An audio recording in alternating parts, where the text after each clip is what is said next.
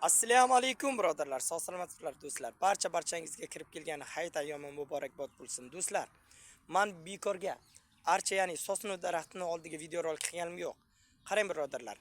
Bitta yaxshi retsept aytamanki va yuqoridagi barcha kasalliklarga xudo xolasa davo bo'ladi. Yozib oling va yaqinlaringizga tarqatib yuboring.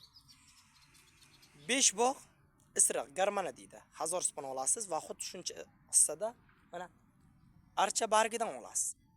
Qo'shib maydalab do'stlar, bir hovuchini 10 litr qaynab turgan suvga yoki 5 litr qaynab turgan suvga solib, yana 5 yoki 10 daqiqa qaynatasiz va xohlasangiz ko'proq suvga solib vanna qiling. Agar uni iloji bo'lmasa, hammom sochig'ingizni sovgandan so'ng botirib olib, ichki kiyimlarniga gacha yechib tashlaysiz-da, o'ranasiz birodarlar. Tushunyapsizlarmi? Qarabsizki, bu teri tanosil kasalliklari, allergiya, psoriaz, ekzema, teri toshmalari barchasiga va soch soqol to'kilishi undan tashqari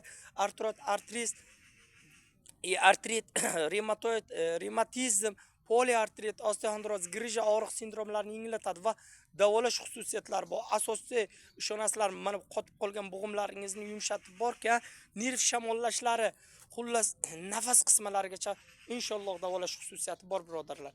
Bu narsadan foydalanib ko'ring. Juda yaxshi xususiyatga ega manboki bemorlarimga, mijozlarimga teri tanosil kasalliklari va og'riqlar uchun qanday dori yozib bersam yoki giyohlar tayyorlab bersam, men shuni qo'shimcha tariqasida tavsiya qilyapman, natijasi xudo xolasa a'lo bo'lyapti. Xullas foydalanib ko'ring, yo'qotadigan narsangiz yo'q. Sog' salomat bo'ling, Alloh ko'malatsiz xayr, asosisi o'zingiz asrang.